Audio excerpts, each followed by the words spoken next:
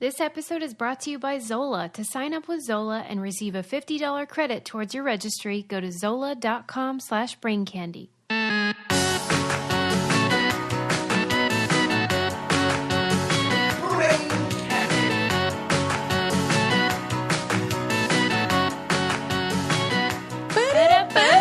Okay, how did you know I was going to do I that? have no idea. What?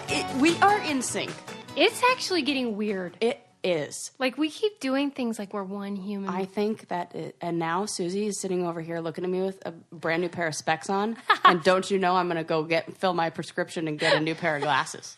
Can you get them similar, too? I will. Because I'm right. like, dang, those look good. I'm probably going to like measure them and try them on and be like, I'll just take the ones she has.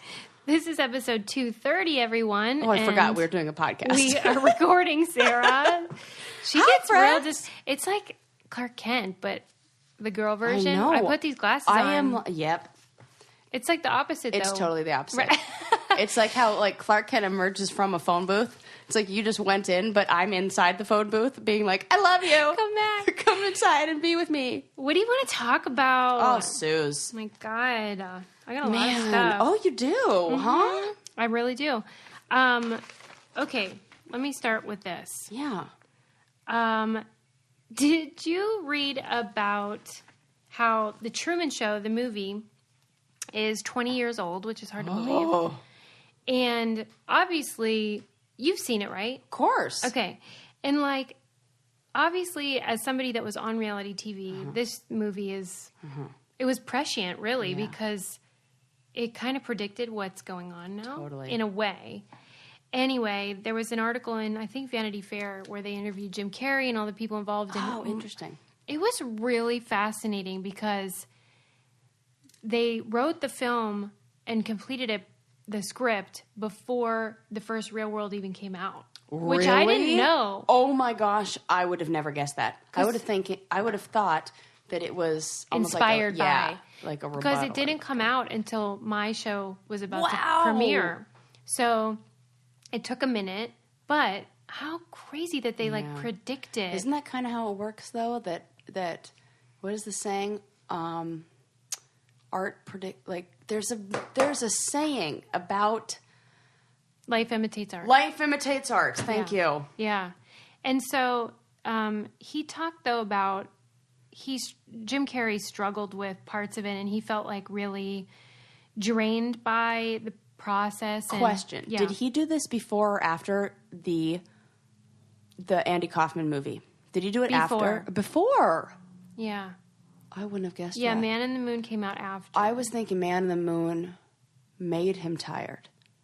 Yeah, right. And that he did and that's why he was tired. That would be my guess. That was, but that's not true because he did Truman Show before. Yes. One thing that he said in the article was, like, he was disturbed when he did a scene in the movie where he's supposed to fall out of that boat. Yeah. And then the director directs there to be a big storm so that he a big almost wave, drowns. yeah. And then he did almost drown in real life.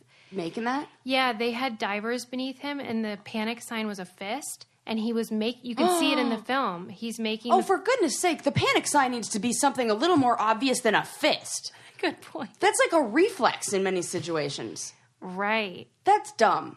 And the That's like your divers, safe word is stop. Or the opposite of that. That's such a good point. That's like a really crappy one. Right. And he said that the divers either didn't see it or whatever, and he for real almost died. And that is a terrifying feeling. Right. There he's is, going down. I mean, that's a very scary feeling. It gives you too much time to think in those few seconds. They go on for too long. And he said that experience of like almost dying and then having this film about Overexposure. whatever. Yeah. And he said he thought, did I just sign off to this whole thing, this whole idea of being a crowd-pleasing guy? Did I just sign out? I think I did to a certain extent. Like when he walked out of the Truman Show, you remember the scene where he walks off set I'm and getting closes goosebumps the thinking door. about this. Yeah. And he said, in a way, he was walking out the door too, and he was done being Mr. Ace Ventura. Yeah. You know, and he really did change after that. And did. you kind of point out Yeah. the Man in the Moon is a I different. think that almost is like But I watched that Andy Kaufman documentary, the Man in the Moon documentary, at the Jim Carrey one. What is it called? It was so good. It was phenomenal. If you haven't seen it, you have to see it. It is so good. But I think he was going through an identity crisis that was happening parallel to this. That there was an overlap in his own personal journey to, peace, maybe. Yeah, but even just, I think a lot of actors are trying on. I mean, we've talked about. I think I've said this before, and I recently heard it in. You know where I heard it? I finally watched the Howard Stern and David Letterman. Yeah. Or no. The Howard Stern comedians in cars getting coffee, and he talks about how that's how comedians are. Yeah. Right. Like you have to make a choice who you're going to be. And he said that actors are, thank you, help me remember. Actors are trying on many different hats, and they don't know who they are, so they're trying on a lot of different hats. Comedians know exactly who they are. And it's so sad they have to make it funny. Yeah. And so there's a difference between being an actor who's funny and a comedian. They're not the same. True. They're not the same. You could be a comical actor, but it's different than a comedian. And how Jim Carrey is an actor who's he's a comical actor who's trying really hard to figure out what it all means and who he is and what his role is in it all. He says it occurred to him that he felt, I love you, like meaning the public, but I can't be what you want me to be. I'm going through the door. I'm bitter that you used me, that I was everybody's show but my own, and I was the only one that was left out of the joke, but I'm going to live my life now. And I was like, I get that. Yeah. Because when you're on these shows as well, there's a feeling of, I'm everybody's commodity. I feel like that too. Yeah. And that's why, for me, this show has been such a savior because we get to be in the driver's seat. Yeah. But anyway, it's a fascinating article. That is so layered. Yeah, and, the reality TV thing has changed so much over the years and obviously become a beast that you can't even unpack as one thing. There's different whatever, but I thought it was interesting, and I cannot believe it's been 20 years. I think there needs to be, and what I would really love for the future of reality television, it needs to unionize. There needs to be some sort of, even though it won't. Yeah. But the same way actors were like, whoa, we are getting the runaround here. Let's get all that SAG. They get around that so well by getting people who will. Yeah. They would do it for free, right? Including me. When I was 18, I would have been like, "I'll pay you to get on your show." It's like now, but I watch these people who are coming back on The Bachelor and things like that, and they're like repeat. They come back for all these Yeah, I know a few of those. Yeah, right. It just seems like there's no net. There's nobody looking out for these people. Right, and a lot of the people that make the shows. Really, I think they truly believe that why would we look out for you? This is an opportunity of a lifetime that we're giving to you. They don't see the other side of it. Yeah, and I think it would be impossible unless you've been, in that position. Well, because it's the same as social media or anything. It's whatever picture the production company or whoever is running it wants to paint. Yeah. They can make it look like it's all fun and games all the time. The same way people were like, whoa, you lived in such a cool house in the real world. And I was like, little do you know, every single screw was only screwed in halfway because they were in such a rush to make the set. I'm not kidding. Halfway screwed in. Every single screw. That's got to be like a metaphor for something. It's got to be. The paint, when they walked me in there, they walked us in there blindfolded for some reason. And all I could remember was the smell of fresh plywood, like freshly cut wood, and fresh paint. The paint was still drying on the walls when they put us in and not only that, but they didn't even bother painting any more than 7 feet up the wall because, when you use a roller and you can kind of see those, natural edges of the paint roller when you don't tape off the ceiling, it was like that. Right. It was just painted up till 7 feet. I mean, the symbolism, of course, of them making something that just will last long enough to get you through production is obviously true for the cast as well. Just be... You're temporary. Yes. You fit the suit. Yeah. And we'll replace you with somebody new and shiny who's... Right, a fresh paint coat. A fresh coat of paint. That's totally true. By the way, Sarah. Yes. You're looking adorable. Thank you. You like the shirt? I do. What is it? It was a Poshmark find. Okay, did you get a deal? Yeah. Oh my God, like $5 is like what I'm paying for shirts. Yeah. I'm obsessed. Poshmark app is so cool, and we have tons of stuff listed in both of our closets. I'm Sarah Rice, and I'm Susie Meister. I see a bunch of you are following my closet now. I know. Thank you for that. I know. I've been and following people stuff. back, like the Brainiacs. I'll follow them back because they have cool clothes too. Yeah, and we always have like similar styles, like nerdy girls dress alike. Unite. If you want to try it, go to like iTunes or wherever and download the Poshmark app. You can create a closet if you want to sell stuff, or you can just buy stuff if you're feeling like it. And basically, they have women, kids, men stuff, and you can search by your favorite brands or like luxury bags if you want. I love that fancy. you create like a style profile for yourself with all your sizes in there. So anytime you go searching for anything, it automatically filters everything to only let you look at the things that fit you, the stuff you like. It's like, because that was a downside to other options because it's that like, I've tried. I fall in love with this pair of shoes, but it's a size 8, and I'm like not that. So if you want to clean out your closet, do it and put stuff on Poshmark. It's a free app. And then use our referral code, which is I'm Sarah Rice, at I'm Sarah Rice, and you'll get $5 off your first purchase. Our closets are up and running. We have stuff in there if you want to buy our stuff. Yeah, your jeans are real cute. Thank you, Sarah. That's at I'm Sarah Rice, and you get $5 off your first purchase. And you can make an offer too, like pick what your price is that you want to offer and see what the buyer says. And sometimes they'll counter, or sometimes they'll just accept it or give you a special discount. So give that a try. Why did they invite you in blindfolded? I don't know. Was that on camera?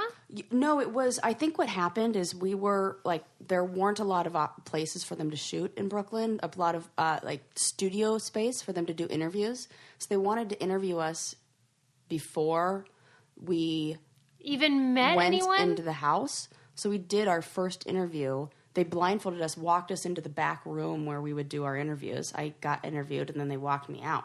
This is the craziest story and ever. The whole time I'm like, okay, I could almost paint a landscape based on the smells I was getting. I was like, okay, we got new wood over there, so they probably just rebuilt. And I was like, okay, I'm probably in like a warehouse because they had to add walls.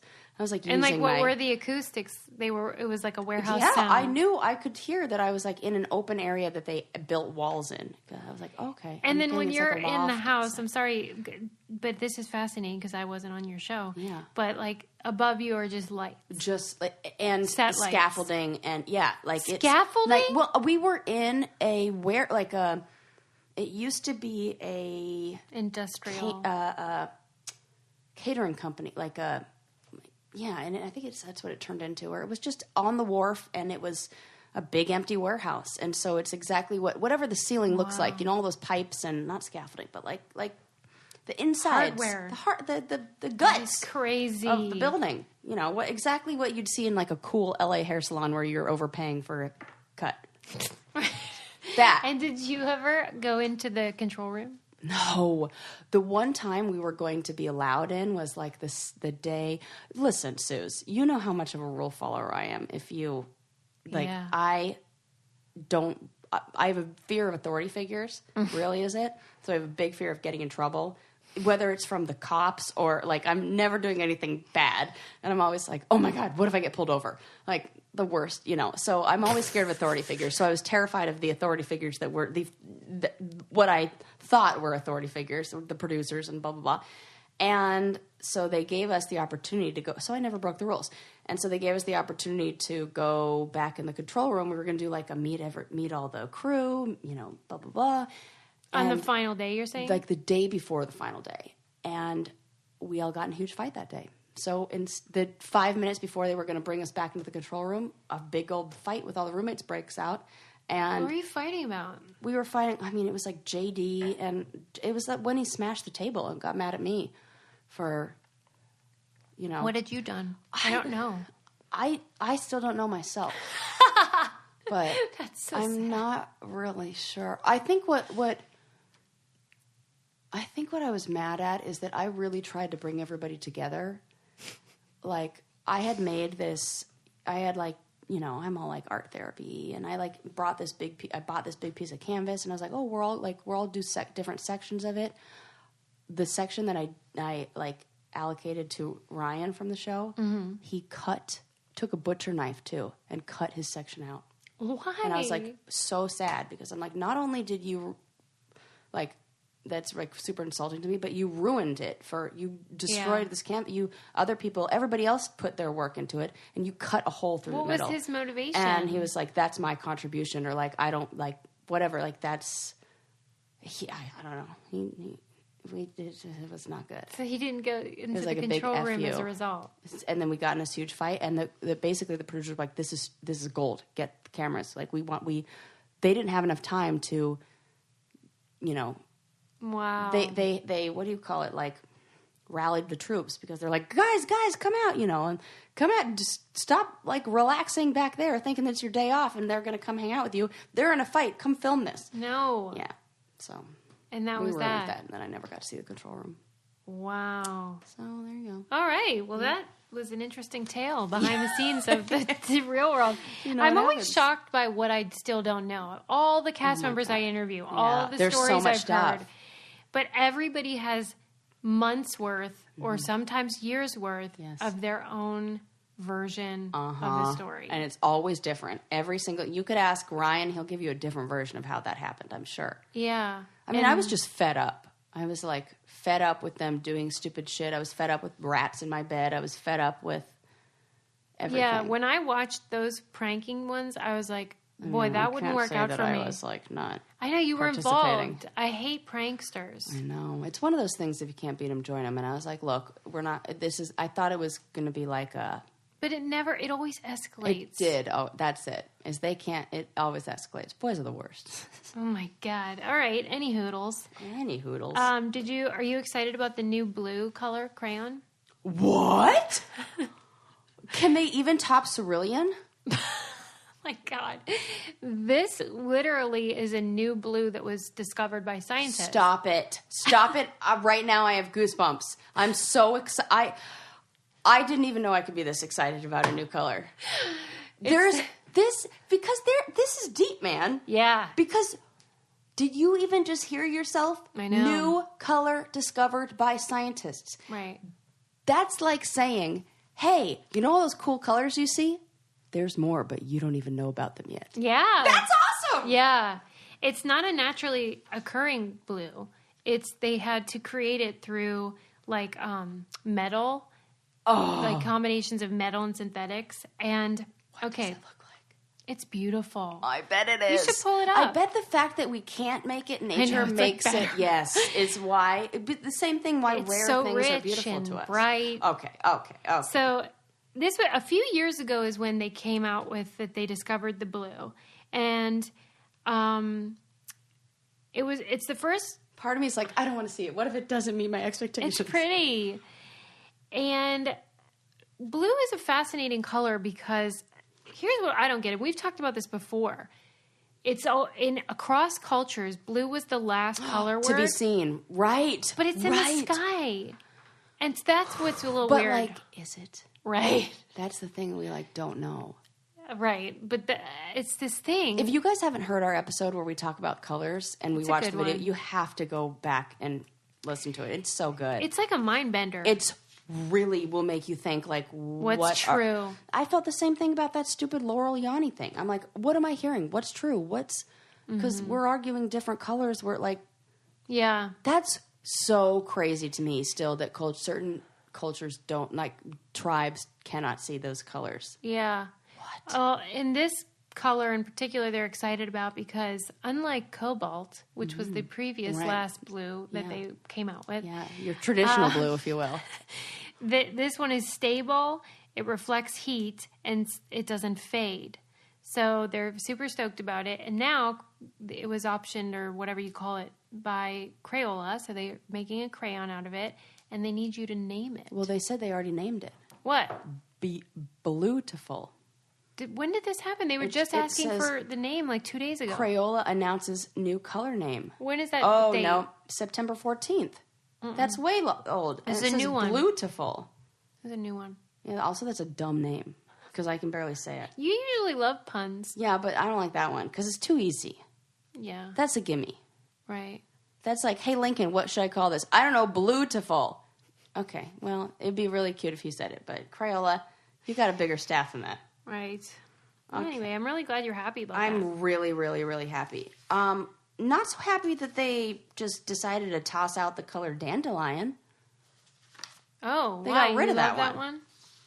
Why are you sad about it? They're replacing the dark yellow. Oh, so you know how they have packs of like 64.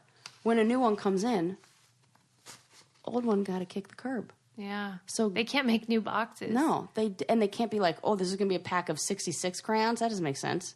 Yeah, and they can't get rid of any of the skin tones. Right. So they got rid of dark yellow, dandelion. I think it was time. You know what? You can like mix yellow and brown. Yeah. Well, you know what? Yeah. You can also mix water and liquid IV, and you get a delicious super hydration. My husband's been all about those since he got food poisoning in Mexico. Right. I'm pretty sure they're keeping him alive now. Liquid IV is so great because it comes in these powder packets that you can take on an airplane, or if you're like Landon and you're coming back sick, you can take it for that or help prevent jet lag. My kid loves it as an alternative to like juice or anything like that. Yeah. Because it's got vitamins and potassium, all this stuff that's good for them instead of like sugar. It's non-GMO, electrolyte drink mix, vegan, free of gluten, dairy, and soy. And here's what's crazy. It has provides the same hydration as drinking 2 to 3 bottles of water in just one bottle or one glass. So why are we drinking any of it? Come on. I know. I love Liquid IV. I know you will too. My son loves it. Right now, our listeners get 20% off Liquid IV. It's at liquid-iv.com when you use our code BRAIN at checkout. That's 20% off anything you order on Liquid IV's website. Go to liquid-iv.com and enter promo code BRAIN to get your savings and start getting better hydration. Or if you're hungover, I know you people. That's liquid-iv.com, promo code BRAIN. Don't wait. Get hydrated today. I mean, for all those people out there doing like 6 shots of tequila like crazy person. We know how you are. We've heard about you cast members, one in particular. Yeah, so that's fun.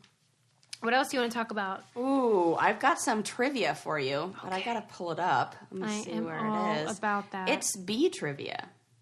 You mean the insect? Yeah, not the letter. Okay. Let me find it. I don't know a lot about bees. In fact, until recently, I didn't even know like the difference between a wasp and a hornet. Well, that's what I was so shocked at because I follow this great website called what's it called? It's called like attention.com. Do you follow them? No. Oh my God, you should. They give you all like they're totally would be fans of the Brain Candy podcast. I know it. But as I was following them, they were like, hey, what do you know about bees? Do you know these things? And I was like, no. Looks like I know absolutely nothing about bees.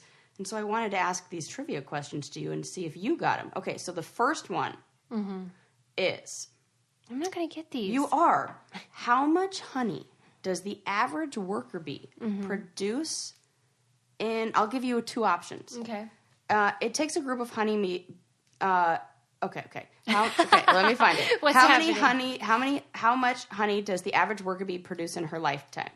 Is it 2 pounds or 1/12 of a teaspoon?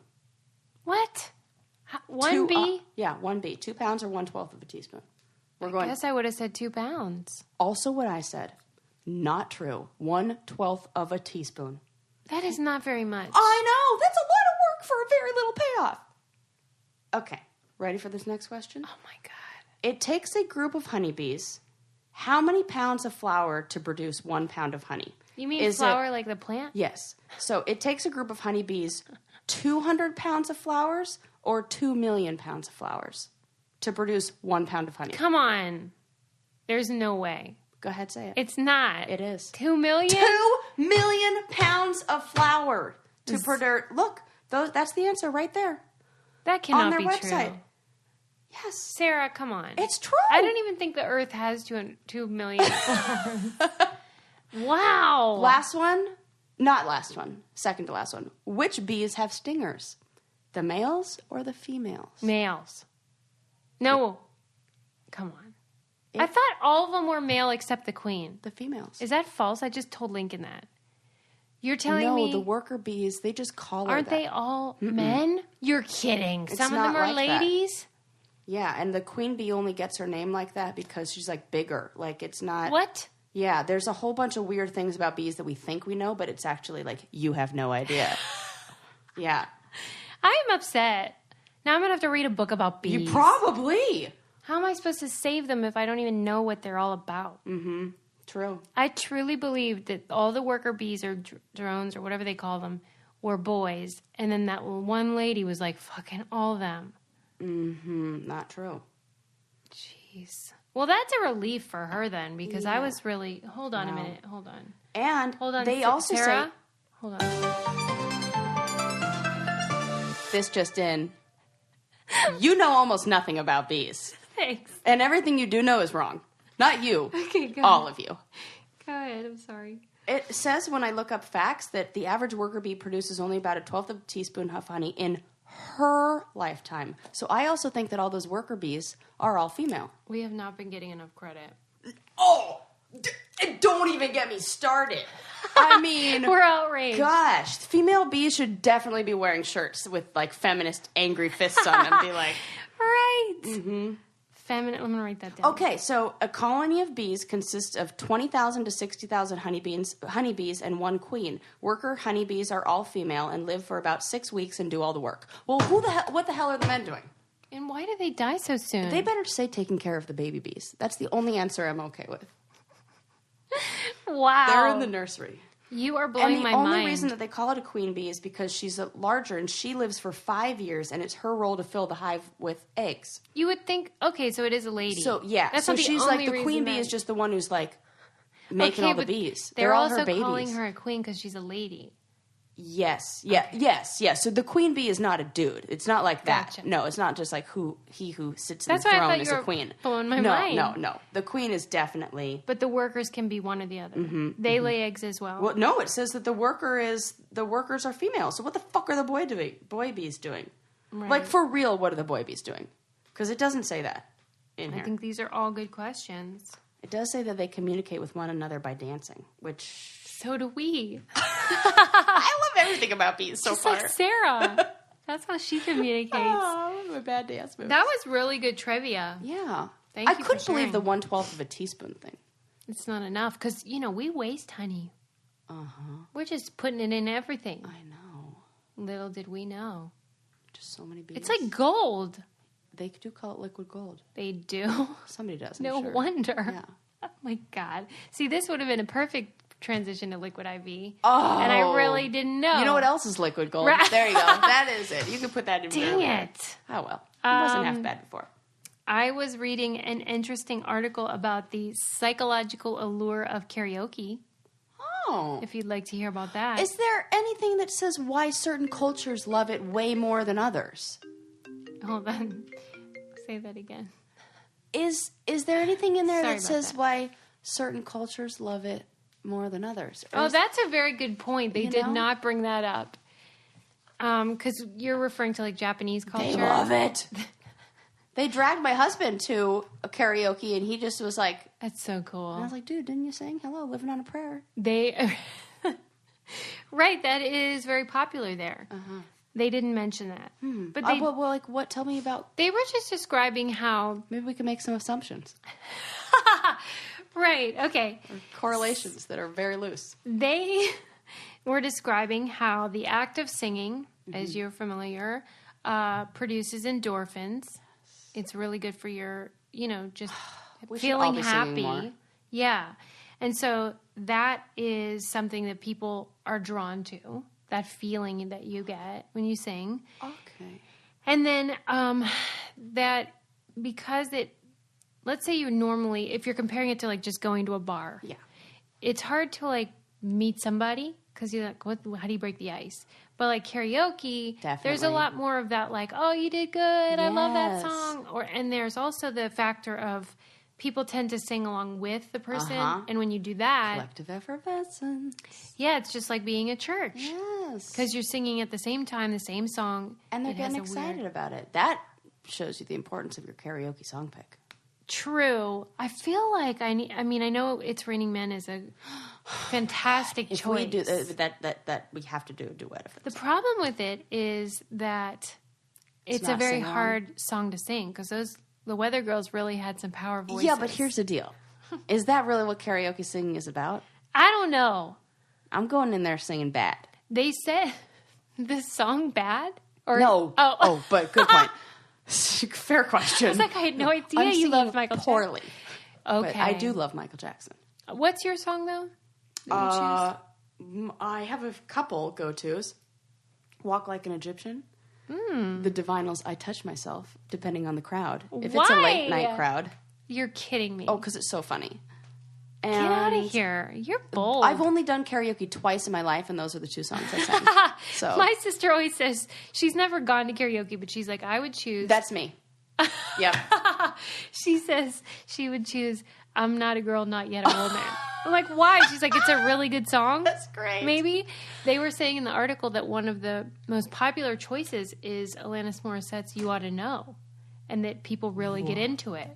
But you know what? That is a good sing-along one. Everybody loves going, yeah, yeah, yeah, I don't know. And they were saying that because you likely, if you choose that song, are singing it about somebody, that people can relate to that because we've all had a breakup or whatever. Anytime I get mad at my husband, I'm always like, oh my God, if I did karaoke, I would totally karaoke this Beyonce song right now, and I would sing it to him, and I'd look right in his eyes. So do you think, Never in like, that what would scenario. you choose though now?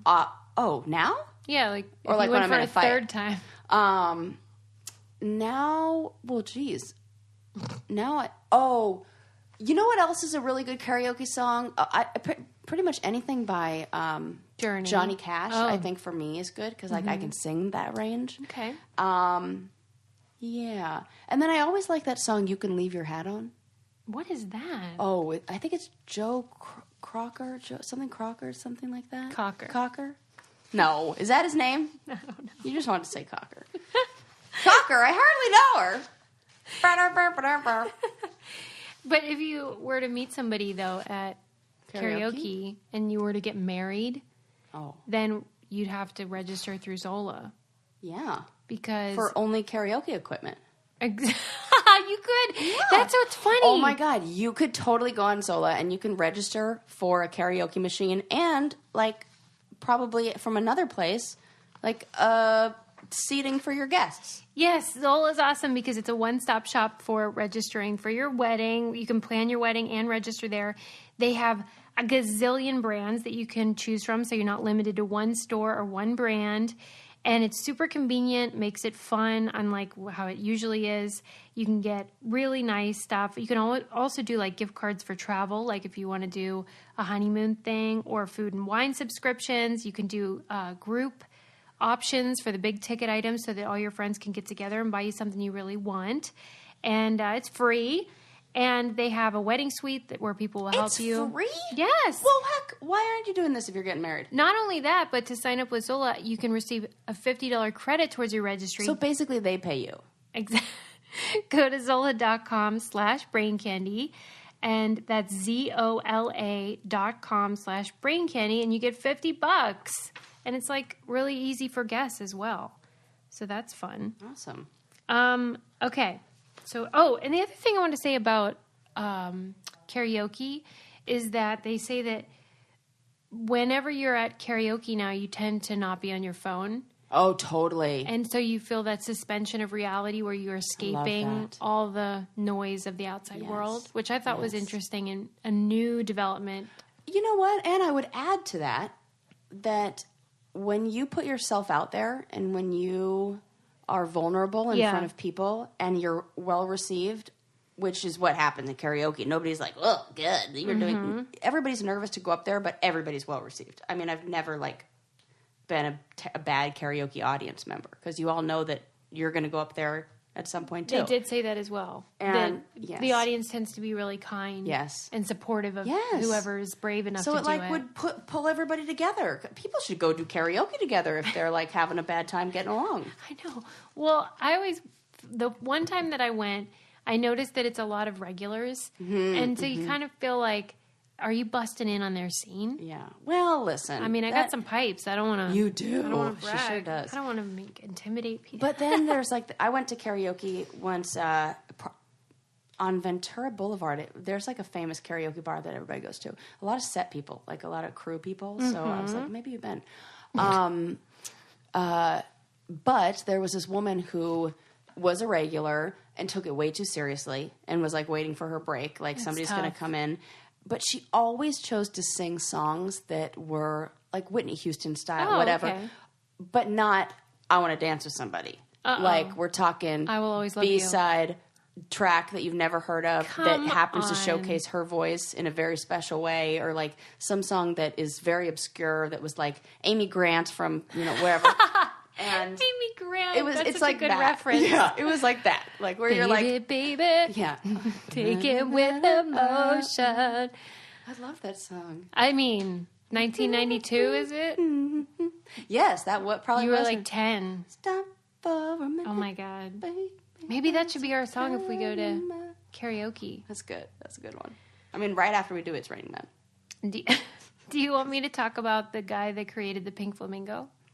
What? We know who is the creator of this? Yeah. Dude, Suze, I was at, my favorite store, the 99-cent store, and almost got a whole party's worth of, like, every single accessory, all flamingo featured, like, themed. Oh, that's Because I'm cute. like, they're so adorable. Right. But I'm like, have no flamingo-themed party planned. So I would just be buying it to putting it in my storage.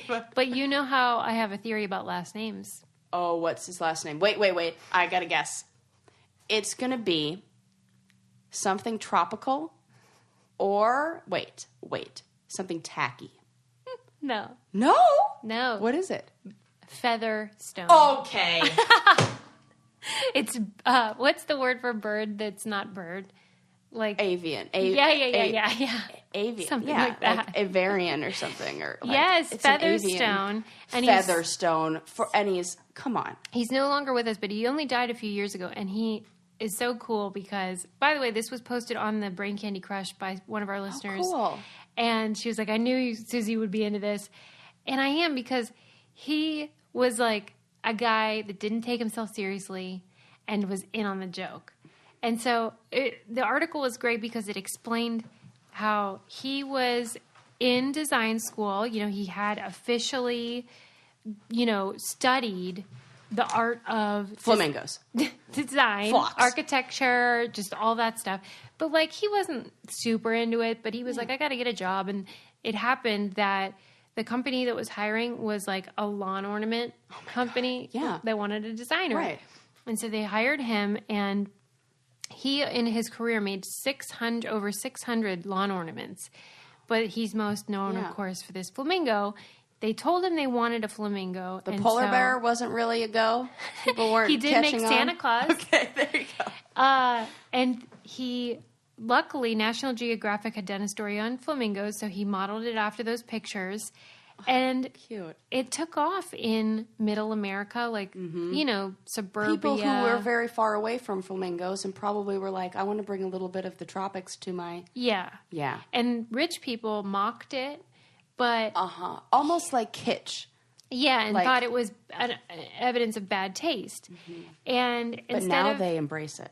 Yeah, instead of being offended by it, he said, hey, before that, only the wealthy could afford to have bad taste. Because if you look at like a lot of wealthy people's houses, you're like, what are you, Grecian? Like, what is going on there with the pillars or whatever? Sure.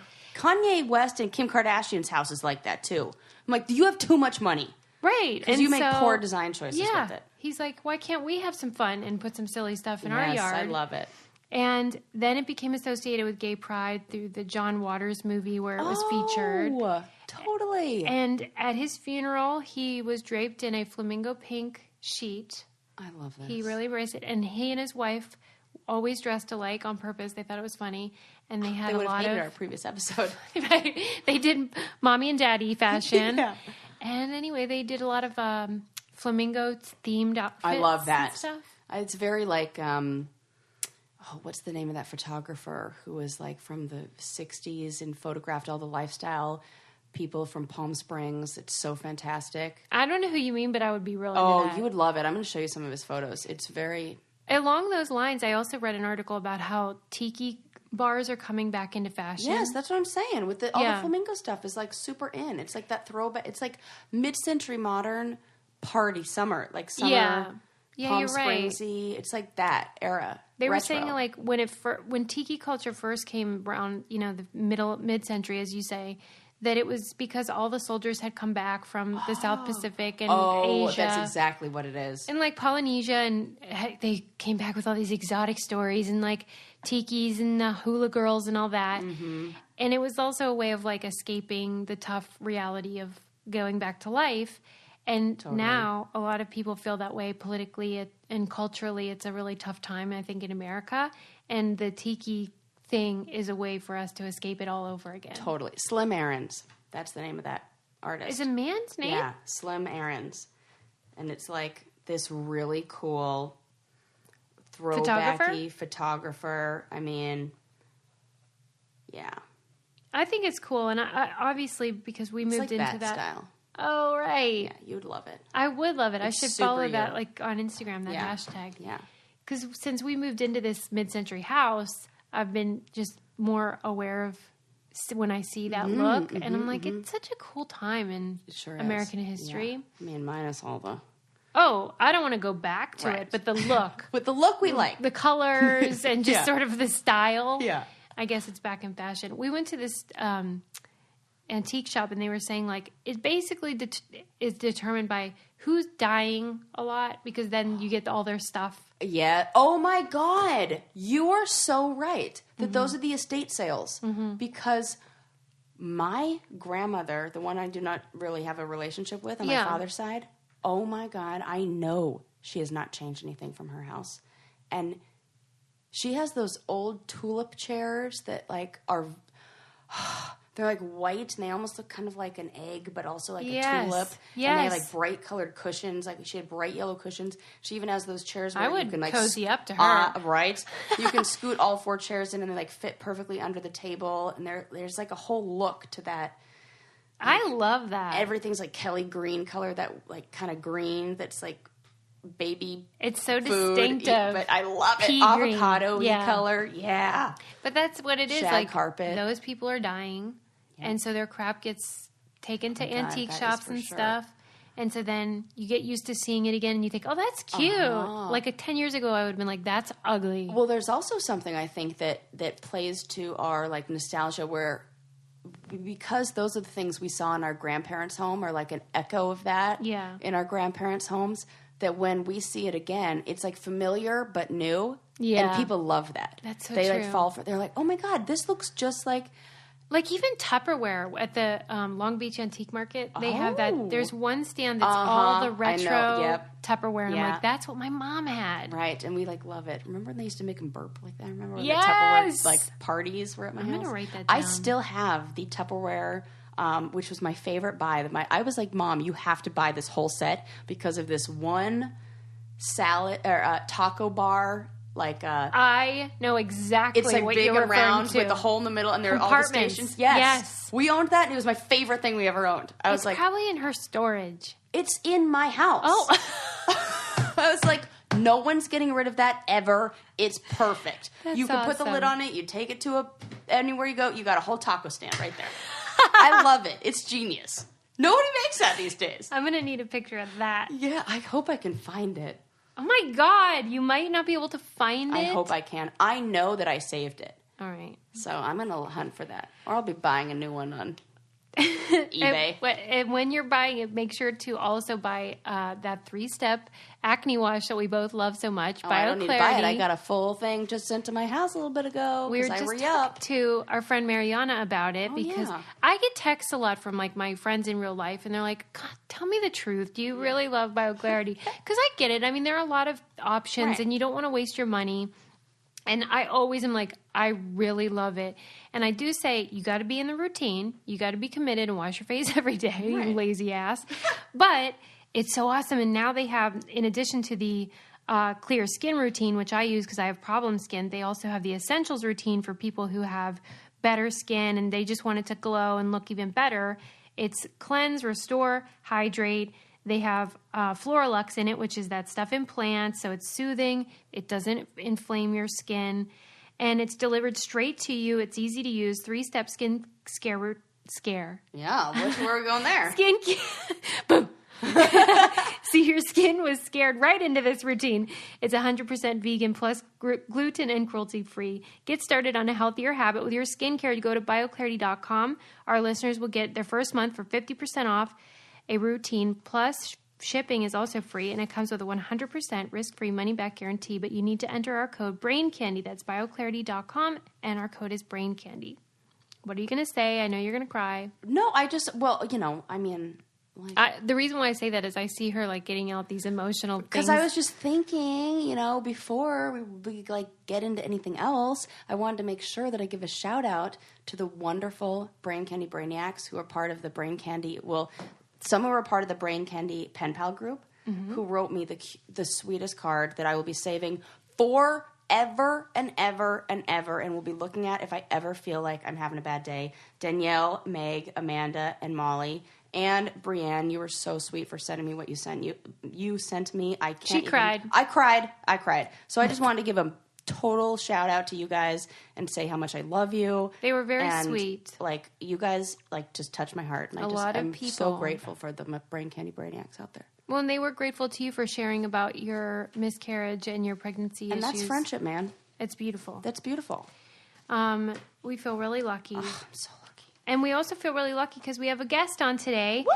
Sarah was involved in this interview, which is always fun because sometimes we can't coordinate it like that. Uh-huh. And this author, Janna King, was one of our book club authors. Oh, I'm so excited about this interview. Yes, I loved her. Her book is called The Season Airs, and we really recommend it. It's a great summer read.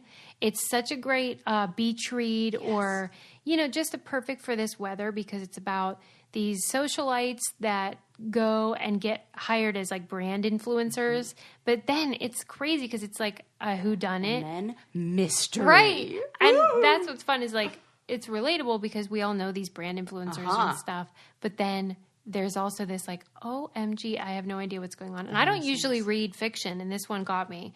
So Susie loved it. She's amazing because she has written for all different kinds of shows. And at the time we interviewed her, I hadn't even read the book yet. And so we were just talking about her career in writing and how she does it and the mechanics of it. And then how she's able to write in the voice of, say, young people. Because she's got kids that are young, teenage and young adult age. But how is she successfully sounding like them? It was a fun interview to do, and we really recommend the book, The Season Airs. You should check it out and join our book club. Yeah. Oh, my gosh. A bunch of you guys have been joining, and you listening should join as well. We are reading some really, really great picks this month, picks that are going to be turned into movies later, so you want to hop on board and read them with us and gab about them so that later you can our be meetings are so fun. You know what? The book was better. Because everybody loves doing that. Be snobby about it. Yeah. Anyway, welcome to the show, Janna. Hi, thank you for having me. We're so excited to talk to you. I'm sad, though, because yesterday I got your book. So I normally like to read the book, of course, before I speak to the author. But this time I'm going in blind. That's a good way to go in. I don't know. We'll see what happens. But I am super excited to read it because the premise sounds really great. Can you explain to the audience what the book is about? The book, it's a novel about brand ambassadors, young 20-something brand ambassadors that spend the summer, this particular summer, in Nantucket representing a clothing line. They get paid big bucks to party, hang out on the beach, wear cute clothes, and pardon me? Take pretty pictures. And that's the whole thing, is that they have to post everything on social media. Their whole life is curated on social media. And it all looks great and pretty and fun and amazing on the surface. and then shit just goes down pretty hard. I'm surprised. Like, what made you think this is what I want to go for? Since it's like, it's almost kind of a new thing, the brand ambassador. Yeah. Influencer. Well, I think some people don't even know that it is a thing. Oh. The funny thing is, last night I talked to a woman who said she's on a dating site and that the guys actually write no brand ambassadors. Oh. So, yeah, that it is like, I guess for some guys, it's a type of girl that posts all the time. And I think it's like something that's come up during dating. She literally just told me this last night. Really interesting. Yeah. There is. Yeah. It's a whole scene, right, where these people, a lot of women, but also men, will, take all these flashy pictures and be representing different brands and promoting different things. And your book kind of explores that, things are not always as they seem, right? Yes. I think that things are almost never as they seem, really. I mean, that's the way I like to write, is that, there's stuff underneath. Anything that looks perfect is definitely not perfect. So this seemed like a really fun world to explore. I mean, I know that there are brand ambassadors that have a great time and do fun things, but as far as a story went and fiction went, it was really fun to just kind of go off the rails a little bit. I noticed in the one of the description things that I read, it's compared it to the TV show Unreal, which obviously is interesting to us because we were in reality TV. And so, are you a person that watches Unreal or what? I have watched it. I love it. I love the two main characters. They're ballsy as shit and fun to watch. And but I am curious, like, is it scripted? Is there parts of reality TV, like with the challenge, that do they script stuff? It's not scripted. It's not scripted, no. But there are moments where you feel like you after doing so many of them, you learn what it is that will go on television and what's going in the trash. Yeah, you get a sense for what they want. Right. Andy Cohen was saying that that if somebody just is, people love to hate, but they don't want to hate. So they'll get rid of, on like the Real Housewives, they'll ultimately get rid of characters who are really, really disliked. But they, it's like a level of craziness that's just enough to talk about you. Yeah. Exactly. Which is probably how we feel about, looking at a lot of these Instagram and like brand ambassadors, where we're like, oh, we're just jealous enough to like want to follow them. Right. And to keep you interested. But there's a part of you that's like, oh. It's aspirational. Yeah. But you're like, I'm jealous. I actually love to follow. I follow a lot of clothing lines and celebrities who post everything from things that I go, oh, well, that's like oversharing. But it's still really compelling, and then they look gorgeous at events, or they're wearing certain things that I want to buy. I mean, it's kind of, it runs the gamut. It definitely pulls you in. And so I follow, I want to know how, because I did start the book and I was very amazed because I do not have this gift, at how you were able to capture the way that these kids talk. Like, how the heck do you do that? I have two that are that age. And I have actually written with my daughter. My daughter is 21 and my son just turned 19. And I've written with her before, where we will write dialogue and she'll say, not this in particular, but other things. Well, she'll say, no, we don't talk like that. Like, that's lame. So she did some reading after I wrote the book and gave me notes, but it's just being around them. I'm really, really close to them.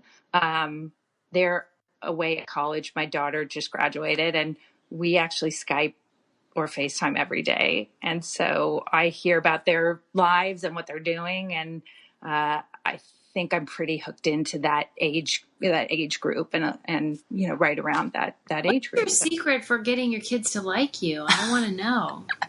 First of all, they're infinitely more mature than I am on any given day. They tease me mercilessly.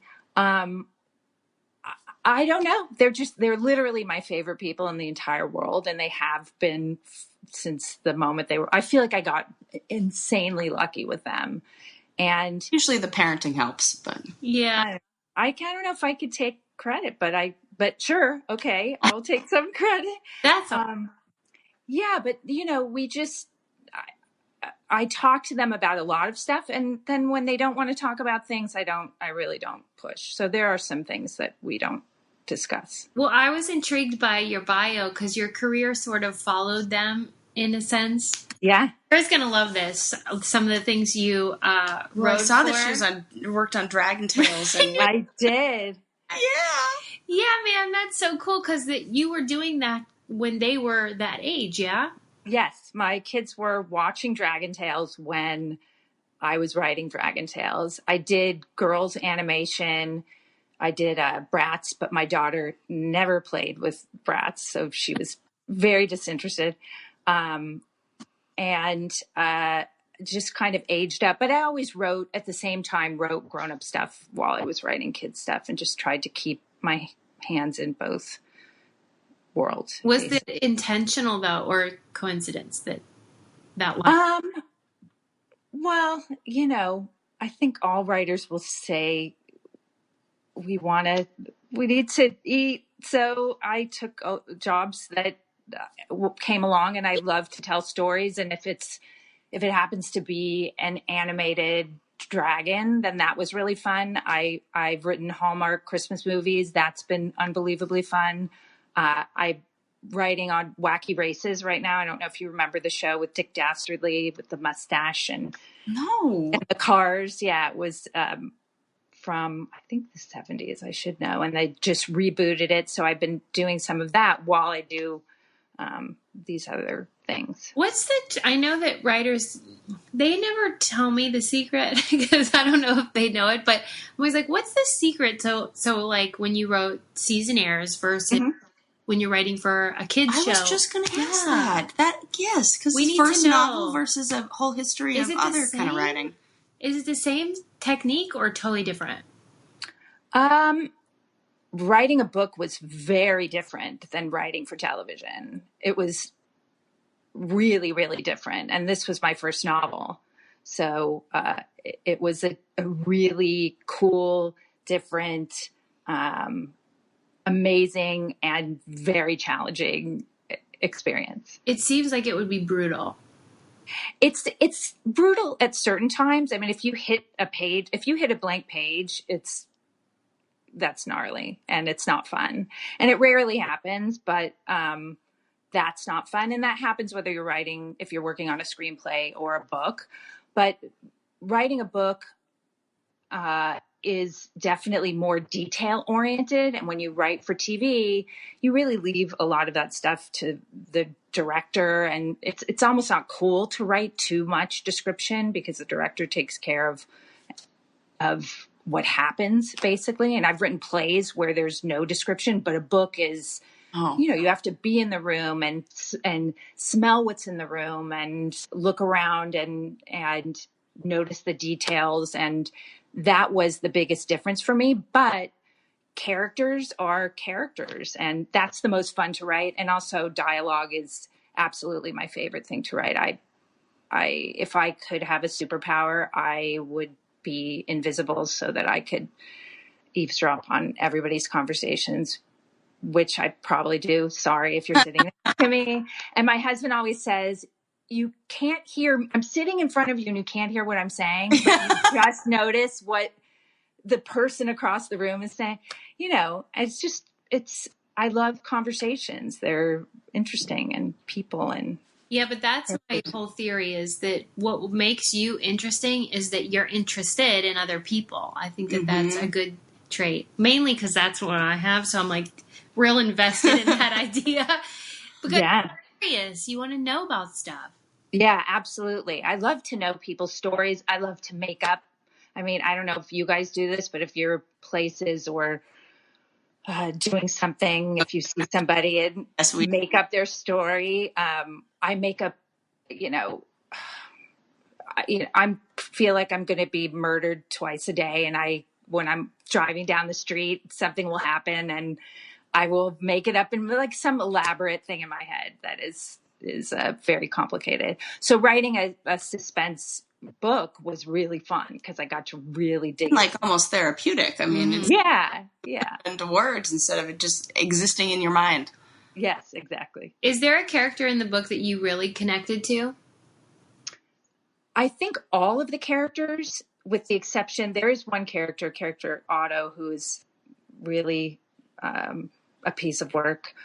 All of the characters, all of the seasonaires have pieces of me, messiness and things that have happened. And I just tried to make them really real so that I could relate to them. I think that Mia, the main character, who's sort of the fish out of water, felt the most like how I feel in life a lot of the time, that I feel like I don't really belong where I am. But, Presley is a really fun character. In college, I had in my 20s were really wild. These characters are wild. And so it was fun to write them in that way. So I think they all have pieces of me, but probably Mia the most. And also Mia is, she's ballsier than I am. And my daughter she's the ballsiest girl I know. She's just has balls of steel. And so I kind of was inspired by her moxie when I wrote the character of Mia. I know our listeners are going to love reading this because it's like checks all the boxes of things that they always want. Mystery. Thank you. Yeah. Well, and I feel like this is the perfect summer book too, because from what I understand about the book, it seems like there's substance and people are super into like true crime and like figuring out the mysteries and all that. But it's also like fun and it's about the summer. I don't know. I just think it's perfect for our audience. So I'm excited to see what they think of it. I was really happy when it's been called a beach read. I mean, to me, it's somebody, some of the pre-pub press has said it's juicy and fun. And if people can put it in their beach bag and take it to the beach, I'm super happy about that. I mean, that's great. It's a guilty pleasure. I mean, and Unreal, you mentioned Unreal. I mean, Unreal is a guilty pleasure and reality TV is a guilty pleasure. And so I feel great about that. Well, and it's kind of like almost exposing our guilty pleasures. Mm-hmm. Being the guilty pleasure, because it's like looking behind the curtain. And then we can feel like above it all. Yeah. We can be like, right. Look at us. Yeah. We ask everybody one thing, which is, what do you keep in the trunk of your car? Why did I just want to say a body? You're not the first person who said just that. For fun. Surprisingly. I don't have a body in the back of my car. I have bags, grocery bags, and a lot of clothes that I need to take to Goodwill that I have not. Oh, I'm mentioning more than one thing. No, you can't. I have a beach. I actually have a beach mat for going to the park and reading and going to the beach, even though I don't do it very often. Are you guys related? Yeah. Is that what you have? All the same stuff. That's a good trunk. Yeah. Yeah. Where you're like environmentally conscious and you're also like giving, you donate things, but you also want to go to the park and hang out. Yeah. That's real nice. You guys should go out sometime. To the park. Honor, we'll have a blanket. What else would you tell people about your book? And also, do you want to continue writing books? Or are you like, that was check the box, now I'm done? I would love books. I would love to keep writing books. It was amazing. I would keep doing it if people want me to do it. I'm happy to do it. I just, I want people to enjoy the book. I hope that they are surprised at the ending. Yeah. I hope they get a little bit, there's a little bit about social media and my sort of love-hate relationship with social media. I have both. Some days I hate it and I'm still obsessed with it. And I think everybody sort of feels similarly. And there's a lot of clues and mystery revelations that come through the social media aspect of the book, which was really fun, because that's another thing I think about is things that are caught in posts. And is there someone in the background of a post that could be the part of a crime, or somebody who's making out with somebody and that person is married? Like, those things are always really interesting, weird things I think about when it comes to posting on Instagram and Snapchat. And so there's a little bit of that in there too, that I think is compelling. Now I'm going to have to follow you on Instagram. Oh, I just posted a really embarrassing picture of me when I was 9 wearing a crochet hat that my grandma made me and a vest. Yeah. So, and I wanted to delete it immediately when I put it up, but I left it on there. Yeah. Why did you want to delete it? I don't know. That happens sometimes. Like, I'll put something up and then I'll say, oh, this is stupid, or it's boring, or why did I just do this? Or like, nobody cares. Like, who cares? That's the whole thing too. It's like, nobody cares. So I want to delete. Where we're like, everyone will want to know about this. Definitely should post this. Yeah. Yeah. It's fun. I mean, it's really fun. And now, the whole book world and other authors it's a really, really supportive world. I mean, other authors that have books coming out or have had books coming out, and book bloggers. It's a really friendly arena that I like. And Instagrammers, book blogger Instagrammers are great. I noticed that even to be the case amongst people that are just really into reading. Yeah. Yes. You know, like our book club, they created their own Facebook group, and they like are so nice to each other, even about stuff that has nothing to do with books. Yeah. Really cool. Yeah, exactly. Right. Yeah, it's a nice community. So I imagine it's even more so if you're all in the drudgery of like writing and creating and then promoting. It's a lot. It's a whole big thing. It's a good distraction too. And sometimes a little too much of Instagram is a little too much of a distraction. If you don't want to write or whatever you're supposed to be doing, it's fun to scroll through. We always joke about how whenever you have like a deadline or something, your house is never cleaner. Right. Oh yeah. You know? Absolutely. But that's not a bad thing, but it's a good way to kill time. But I really want to read it, and I feel like I might have to have a follow-up with you to discuss, but I'm excited to read it, and I'm really excited for our listeners too as well. And you're off the hook, and we just are glad you came on the show. Thank you so much. And your show is great. I love the fact that you're just honest, and I love the stop being polite. Thank you. I love it. I'm going to order a t-shirt because that's a really good motto. Polite, right? Yeah. Yeah. It's always horrifying though when like we talk to people and it's like they've listened or they've heard the show. I'm like, oh my God, what did we talk about on that episode? But well, we are so glad to have you on and to hear about your work. Congratulations on your first book. Thank you so much. And thank you so much for being interested in what I have to say. And I don't have a body in the back of my car, by the way. We did interview a funeral director, and he, you know. Oh, he had a body. Had a body.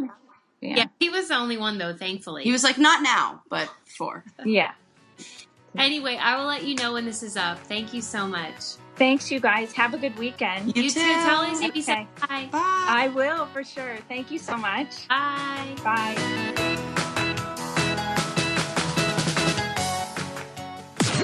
This podcast is brought to you by Wave Podcast Network. Check out all of our shows, including the Brain Candy Podcast, I Don't Get It, Babes and Babies, Coffee Convos, and Let's Talk About It.